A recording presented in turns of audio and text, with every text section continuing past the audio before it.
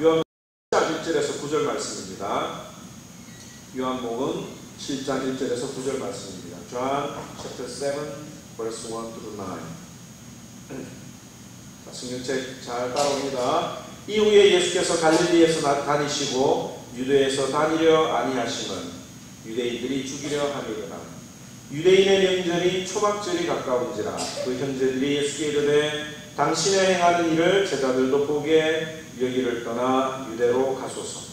스스로 나타나기를 구하면서 묻혀서 일하는 사람이 없나니 이 일을 행하려 하거든 자신을 세상에 나타내소서 하니 이는 그 형제들이라도 예수를 믿지 아니함이로라. 예수께서 가라사대 내 때는 아직 이르지 아니하였거니와 너희 때는 늘 준비되어 있느니라. 세상이 너희를 미워하지 못하되 나를 미워하라니 이는 내가 세상의 행사를 악하다 증거함이라. 너희는 명절에 올라가라. 나는 내 때가 아직 차지 못하였으니 이 명절에 아직 올라가지 아니하리라. 이 말씀을 하시고 갈릴리에 머물러 계시니라. 아멘. 지난밤에 제가 잠을 많이 뒤척였습니다. 제 기억으로 아마 2시 넘어서 3시 가까이 밤에 자다가 많은 생각을 했는데 어떤 생각이 저를 잠을 못 자게 했는지 궁금하시죠? 본문을 통해서 여러분들 잘 한번 들어보시기 바랍니다. 여러분들 중에 아마 이분을 아는 분들은 많이 없을 거예요. 그 TT5의 멤버였던 그 이동우 씨라고 하는 사람이 있습니다. 이 이동우 씨라고 하는 사람이 있는데 이 사람이 결혼 후에 100일 만에 실명을 하고 말았습니다. 결혼한 지 100일 만에 실명을 하고 말았는데 그 부인에게 친구들이 이야기하기를 이혼해라. 이제 창창한 나이에 다른 것도 아니고 눈 앞을 바라보지 못하는데 어떻게 결혼 생활을 유지할 수 있느냐 라고 하면서 친구들이 이혼하라고 했던 일들이 있습니다. 그런데 이 엎친 데 덮친 격으로 이 부인마저 뇌종양 판정을 받게 됩니다. 그래서 다행히 수술은 성공을 했지만 매일 12시간 이상 누워 있어야 된다라고 하는 판정을 받았습니다. 그런데 이 부인이 가만히 생각해 보니까 자기가 이렇게 누워 있는 것보다 죽을 때 죽더라도 남편을 위해서 뭔가 해야 되겠다. 남편의 재기를 도와야 되겠다. 라고 생각을 하고 열심히 일을 하고 그 남편을 내조를 했습니다. 그 부인에게 생계를 책임지는 것이 힘들지 않느냐라고 하는 질문을 했는데 이 부인이 어떤 무슨 말을 이야기했느냐면 만약 반대의 상황이라고 하면 남편은 더 열심히 일을 했을 것이다 라고 하는 이야기로 이 남편을 내조하는 일에 전혀 불편함 없이 기쁘게 감당했던 것을 고백을 했습니다. 이처럼 가족들의 사랑과 헌신으로 어려움과 역경을 이겨낼 수 있었다는 이야기는 우리들에게 큰 감동을 줍니다. 그런데 반면에 배우자의 배신이나 자녀들의 배신으로 인해서 서로가 믿지 못하는 가정이라고 하면 그 가정은 정말 지옥과 같을 것입니다. 서로 믿지 못하고 서로 불신하는 가운데 다툼이 일어나고 그 다툼 가운데 서로 싸우는 모습들이 일어난다고 하면 정말 그곳이야말로 지옥을 맛볼 수 있는 그런 곳일 것입니다. 어느 신문에서 이런 기사를 읽었습니다. 한 남자가 있었는데 남편이 열심히 일을 했어요. 근데 어느 날 아내가 경제권을 달래 자기가 돈 관리를 하겠대요. 그래서 부인이 하는 것도 나쁘지 않다고 싶어서 그 경제권을 줘서 부인이 돈을 관리를 하도록 했습니다. 정말 일주일에 3만 원씩 받고 그 돈으로 차비하고 밥값하고 열심히 일을 했는데 돈을 많이 벌어다 줬어요. 돈을 많이 벌어다 줬는데 한 몇 년 후에 아내한테 돈을 얼마나 모았느냐라고 물어보니까 모은 돈이 없대요. 네? 적어도 내가 몇백만 원 갖다 줬는데 왜 모은 돈이 없을까? 계속해서 추궁을 하고 아내는 당신은 나를 못 믿어? 라고 이야기를 하면서 알려주지 않으려고 했던 거죠. 결국에는 이것이 가정 불화가 되어서 이혼하기에 이르는, 또 그 이유를 물어보니까 백수처럼 놀고 있는 자기 남동생에게 매월 150만 원씩 공부하라고 지원을 해주는 거예요. 거기다가 최신 스마트폰이나 최신 컴퓨터는 사주면서 또 친정집에 매월 부모님께 100만 원씩 드렸다고 하는 이야기를 듣게 되었습니다. 물론 처갓집에 돈을 준 것이 잘못된 건 아니죠. 당연히 그렇게 해야 되고 하는 일인데, 이 부부의 문제는 무엇이었습니까? 서로 이야기하지 않았다는 거죠.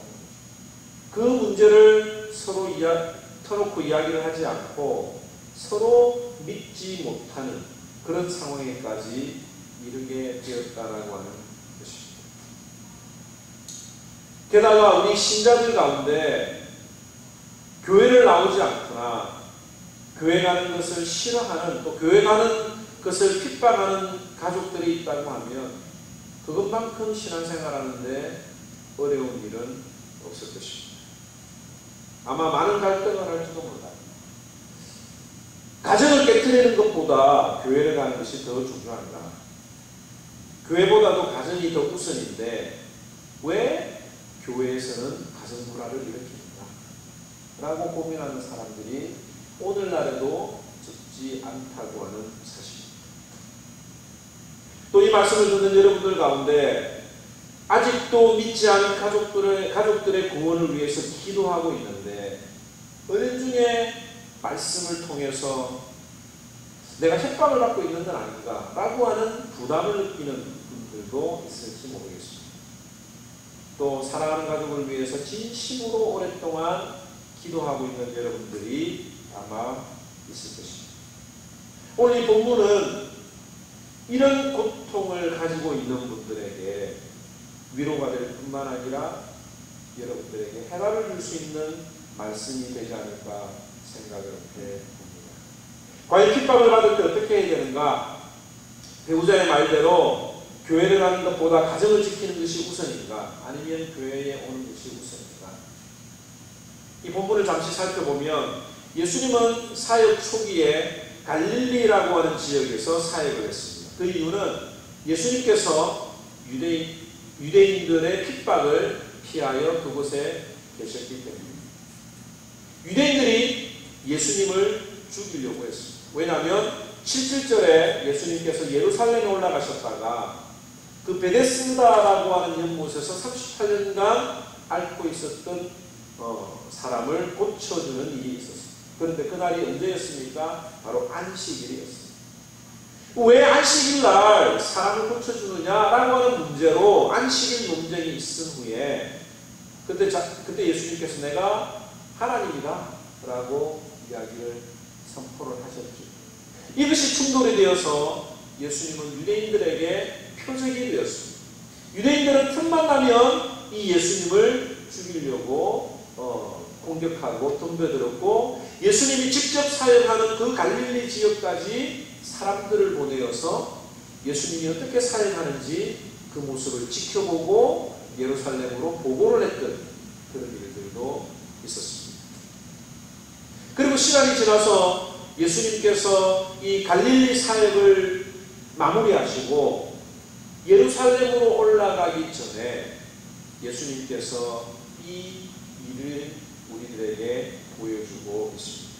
유대인 명절인 초막절이 다가왔습니다. 여러분들 초막절이 뭐냐면 텐트, 장막절이라고 이야기해요. 여러분들 회당을 가보신 적이 있는지 모르겠는데 꼭 유대인들의 유대교의 그 회당을 지나가다 보면 텐트를 크게 천막을 크게 쳐놓는 것은 아마 본 일이 있을지 모르겠습니다.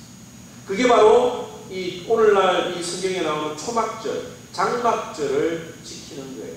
이 초막절은 뭐냐면 하나님께서 이스라엘 백성들을 애굽에서 불러주시고 광야에서 텐트 생활을 하게 하셨거든요. 그러니까 광야 40년 동안 이스라엘 백성들을 하나님이 텐트 가운데서도 지켜주신 것을 인도하시고 지켜주신 것을 기억하고 감사하기 위해서 이 장막절, 텐트절을 보내게 되는 겁니다. 그리고 이 장막절을 맞아서 모든 이스라엘의 남자들은 예루살렘 성전에 올라가서 예배를 드려야 하는 그런 율법이 있었습니다. 이 초막절이 다가오자 예수님의 형제들이 예수님에게 예루살렘으로 올라가자라고 이야기를 했습니다.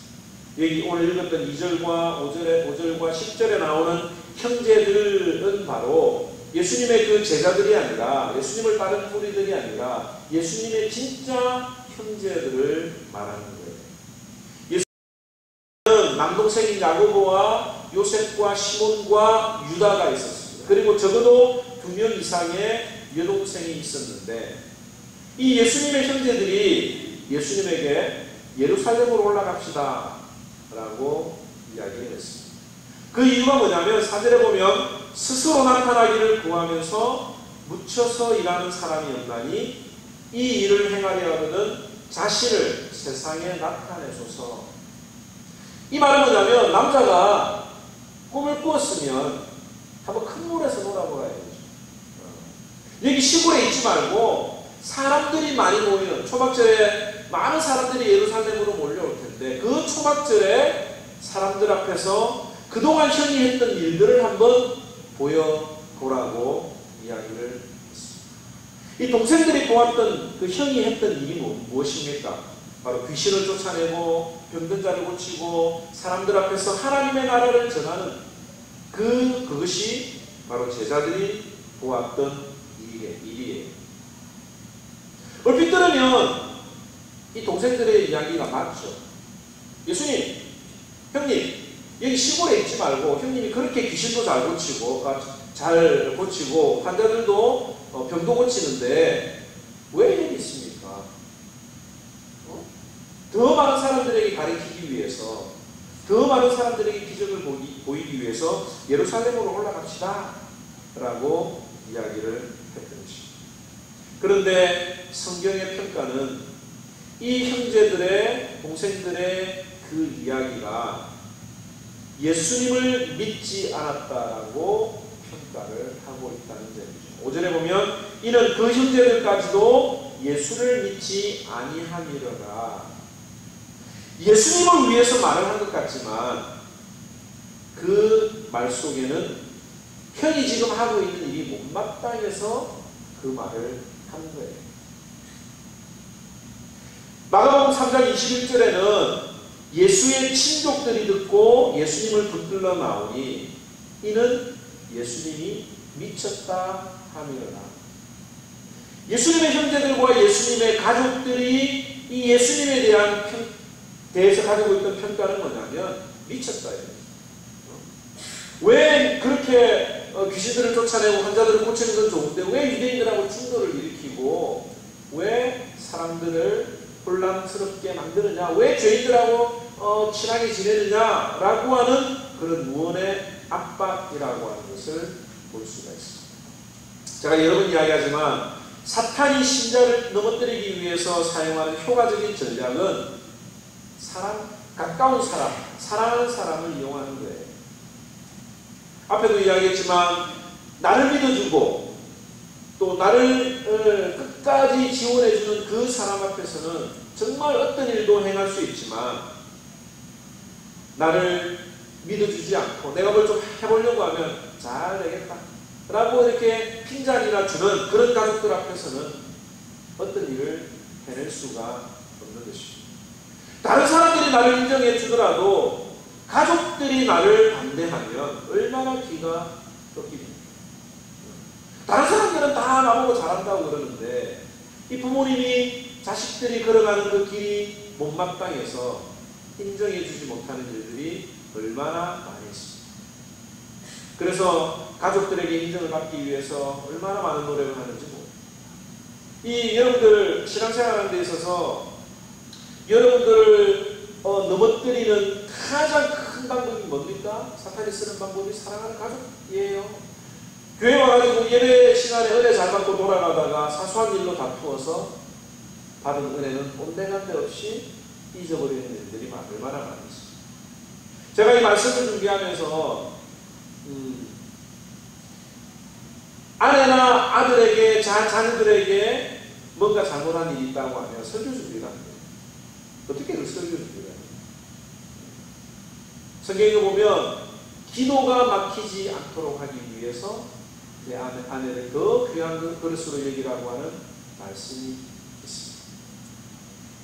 기억하십시오. 사탄은 늘 가까운 사람, 늘 여러분들이 사랑하는 사람을 통해서 공격하고 여러분들의 마음을 흔들어 놓는다라고 하는 사실. 또 하나는 뭐냐면 사탄이 또 하나 쓰는 전략은 뭐냐면 과시욕입니다. 허세. 젊은 한 변호사가 있었습니다. 이 변호사가 이제 개업을 해가지고 부푼 꿈을 가지고 이제 이 사업을 통해서 성공을 해야 되겠다라고 하는 기대를 가지고 있었는데 사람이 왔을까요? 안 왔을까요? 광고도 하고 명함을 돌렸는데 사람이 아직 안 오는 거예요. 그런데 한 3일 정도 지나고 나니까 한 사람이 딱 나타났습니다. 딱딱 낙낙했어요. 드디어 손님이 왔다고. 그런데 이 변호사가 했던 게 뭔지 압니까? 내가 이게 한가롭게 앉아있으면 이 나에게 사건을 의뢰한 이 사람이 이 사무실은 이 변호사는 능력이 없어서 그런가? 라고 생각할지 모르니까 괜히 바쁜 척 하는 거예요. 전화하면서 네 알겠습니다. 네, 그 사건은 이렇게 진행이 되고 그건 저렇게 진행될 겁니다. 라고 이야기를 했는데 그리고 난 다음에 전화기를 끊고 바쁜데 죄송합니다. 무슨 일로 오셨습니까? 라고 하니까 이 사람이 하는 말이 전화기 놔드리러 왔는데요. 라고 이야기를 하는데 전화기 설치하러 온 그 사람 앞에서 전화기로 자기가 얼마나 바쁘다라고 하는 것을 드러내려고 했던 것입니다. 사탄은 하나님의 백성을 넘어뜨리기 위해서 자꾸 자신을 과시하도록 이끌어냅니다. 교회에서도 다툼이 일어날 때 하다가 안 되면 어떻게 나옵니까? 내가 말이야 이 교회에서 얼마나 몇 년 동안 신앙생활을 한 줄 알아? 라고 하면서 자신의 오랫동안 신앙했던 그 신앙의 연수를 과시하려고 합니다. 목사들도 이런 유혹에 많이 빠져요. 어떤 말씀을 전하고 자기가 열심히 많이 준비해서 내가 이 정도 이런 것들도 알고 있습니다라고 하는 것들이 설교 중에 언연 중에 나올 수도 있고요. 이야기를 할 때 성도들 간에 이야기할 때 하나님 앞에 가는 자신의 감정을 정말 이야기를 잘하는 분들이 있어요.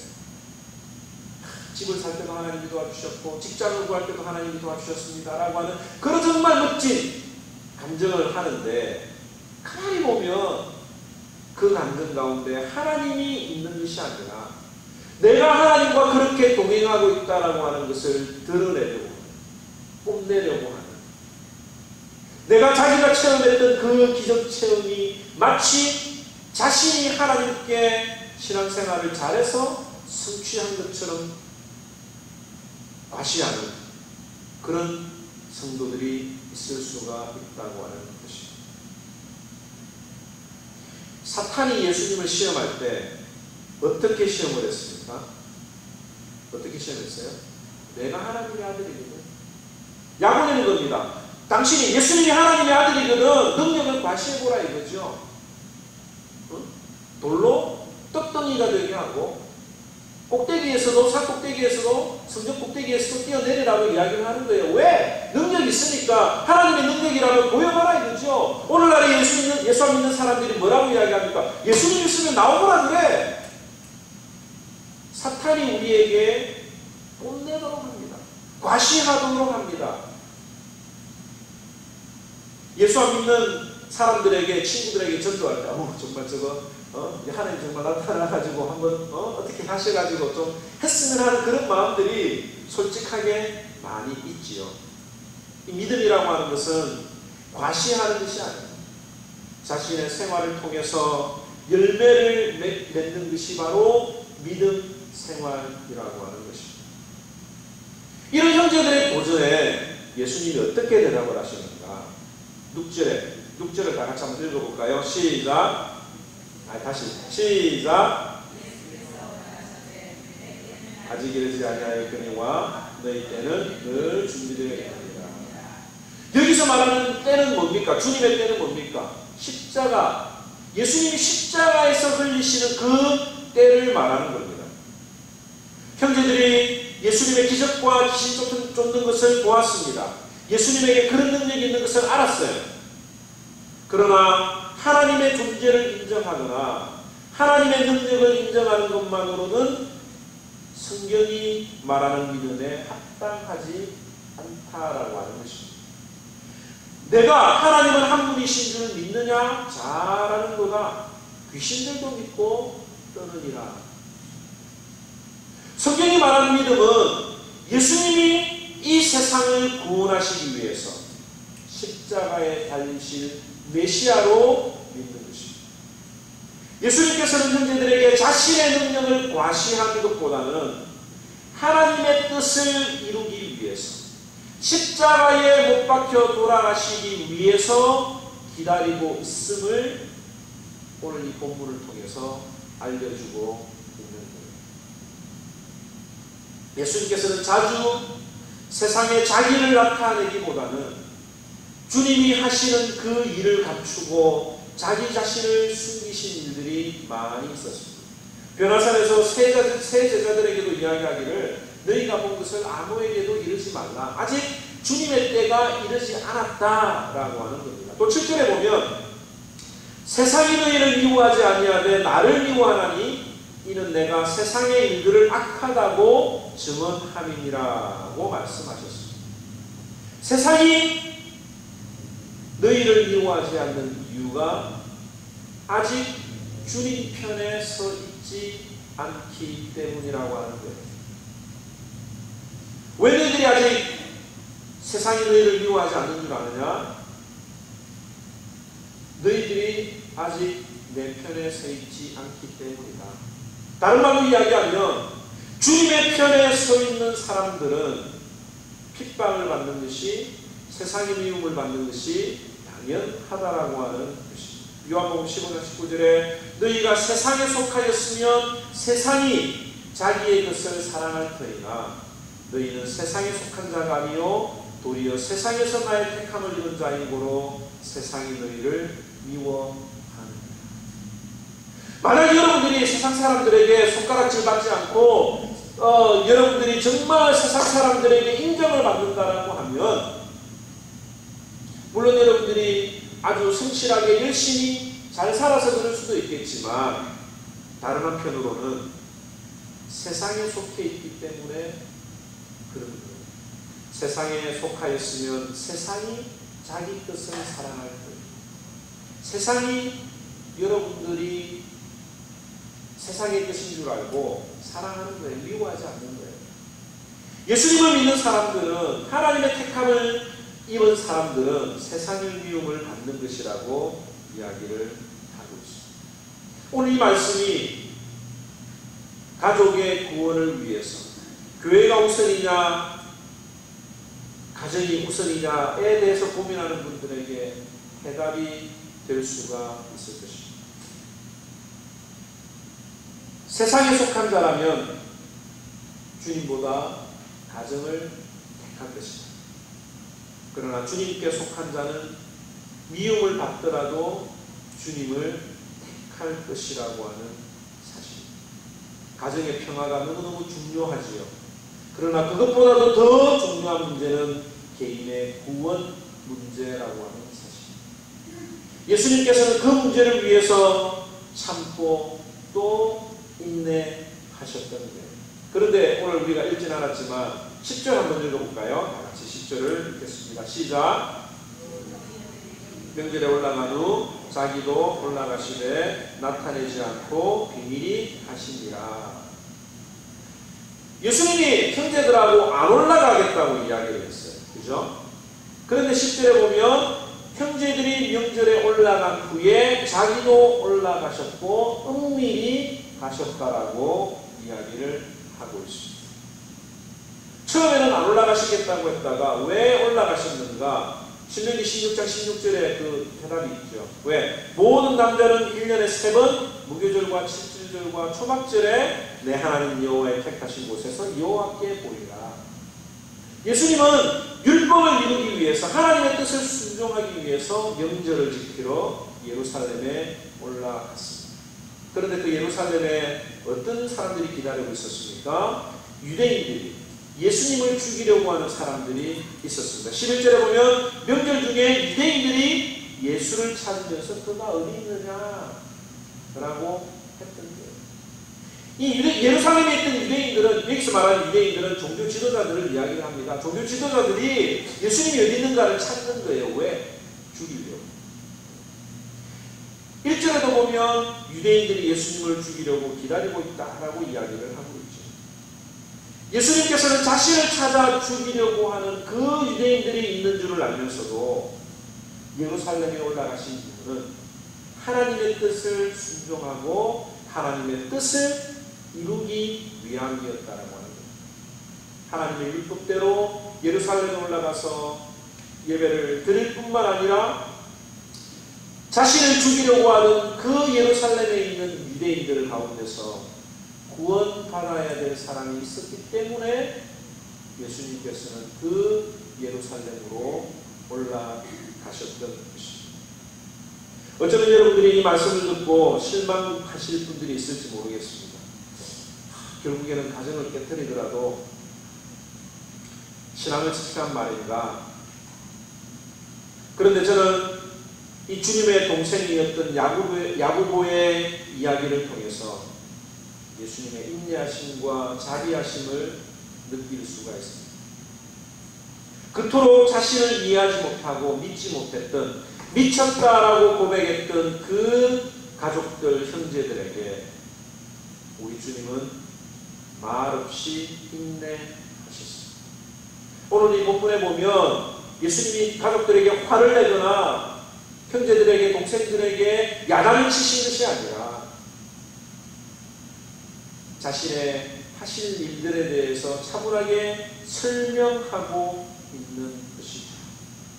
예수님이 잡히시던 겟세마네 동산에 예수님의 동생들이 나타났습니다. 가야바의 법정이나 빌라도의 심판 자리에도 나타나지 않았습니다. 심지어 예수님이 십자가에 달리시는 그 곳에서도 이 동생들은 있지 않았습니다. 그래서 예수님이 어떻게 이야기했습니까? 사랑하는 제자 요한에게, 동생들에게 어머니를 부탁한 게 아니라 사랑하는 제자 요한에게 자신의 어머니를 돌봐달라고 부탁을 했습니다.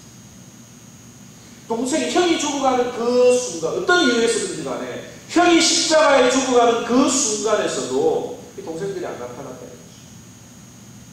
그런데 주님은 이 동생들을 포기하지 않으시고 부활하신 후에 야고보를 직접 특별히 만나 주신 것이 고린도전서 15장 7절에 기록이 되어 있습니다.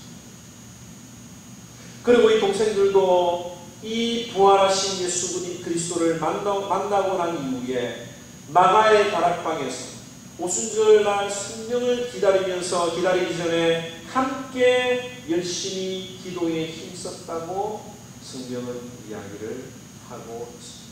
그리고 오순절 성령 체험을 한 이후에 그야말로 이 주님의 동생들이 말없이 주님을 위하여 충성했던 장면들이 성경에 기록되어 있지 않습니다. 야고보는 나중에 초대교회 예루살렘의 큰 인물로 예루살렘 초대교회에 일어났던 그 회의의 회장으로서 문제를 잘 풀어낸 장면까지 우리가 볼 수가 있습니다. 아직 주님의 부활을 만나지 못해서 가족들 중에 영적으로 괴로워하는 분들이 있습니다. 제가 말씀드렸는데 이 말씀을 전하면서 준비하면서 여러분도 잘 알다시피 외삼촌이 기억이 나는 거예요. 아버지가 어머니가 돌아가시고 난 이후에 그의 외삼촌과 저희들이 그렇게 접촉을 많이 하지는 못했어요. 특별한 일이 있을 때만 가서 인사를 하고 할 정도로만 지냈는데 뜬금없이 외삼촌이 몇 년 전에 저희 집으로 오겠다고 하셨습니다. 그래서 개척교회 개척감사예배를 드릴 때 선물도 이렇게 포장해 주시고 또 기도도 받고 정말 마음이 많이 열리셔서 다시 오고 싶다고 하는 이야기를 누누이 하셨고 또 이번에 아버지가 오실 때 같이 오시려고 했던 그런 계획을 가지고 있었습니다. 불교 집안에서 어머니만 예수를 믿게 하신 것은 아닐 텐데 라고 하는 생각을 늘 가지고 있다가 정말 이 외삼촌의 그 마음이 녹아지고 아들이 장가를 가고 또 손주를 보게 되면 교회를 가겠다라고 하는 약속까지 했는데 하나님이 다 들어주셨거든요. 근데 그 마음이 열리지를 않았어요. 그런데 최근에 오시고 싶어 하셨는데 마지막 그 암이 모두 다 정리가 되어서 머리까지 다 정리가 되어서 오고 싶지만 올 수 없는 그런 상황에 놓여 있습니다. 지금은 전화를 하고 카톡을 해도 읽지도 못하시고 전화도 받지 못하시는 그런 상황이 있어요. 삼촌의 전도를 위해서 삼촌이 사시는 교회 근처의 교회 목사님과 전도사님에게 이메일을 보내서 제발 한번 신방을 좀 가달라고 부탁을 해서 그 전도사님이 삼촌에게 신방을 가기도 했고 또 친구에게 생일날 성경책을 사들고 찾아가서 복음을 전해달라고 이야기를 했는데 이번에 정말 오시면 정말 오시면 복음을 전하면 너무 좋겠다라고 하는 생각을 가지고 있었는데 그 기회를 놓쳐버린 거예요. 이 말씀을 준비하면서 얼마나 마음에 눌리고 괴로운지 좀 더 적극적으로 복음을 전할 수 있는 기회를 가졌다라고 하면 지금이라도 내가 찾아가서 정말 삼촌의 손을 붙들고 기도해서 그 삼촌이 나 남는다고 하면 얼마나 좋을까 라고 하는 저런 생각을 하면서 밤에 잠을 많이 설쳤습니다. 또 우리 교회에도 사랑하는 가족들을 위해서 형제들을 위해서 기도하고 있는 분들이 있다고 하는 것을 아는 거예요. 우리가 오늘 이 말씀을 통해서 예수님도 이런 상황에 있었구나. 예수님도 주님의 가족들에게 환영을 받지 못한 그런 일이 있었구나 라고 여러분들 위로를 받으시기 바랍니다. 그리고 우리 주님이 하셨던 것처럼 인내하고 기다리고 그 영혼을 위해서 기도하는 것이 우리들에게 정말 필요한 것입니다. 너희가 만약 친족, 가족을 돌아보지 아니하는 자는 이 세상에 있는 어떤 자들보다도 악한 자라고 하는 하나님의 말씀을 우리가 이 시간에 기억하면서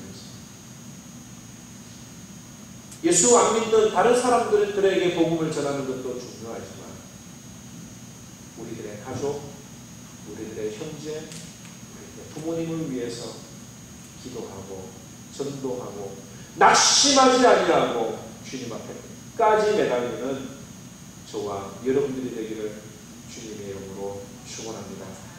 기도하겠습니다.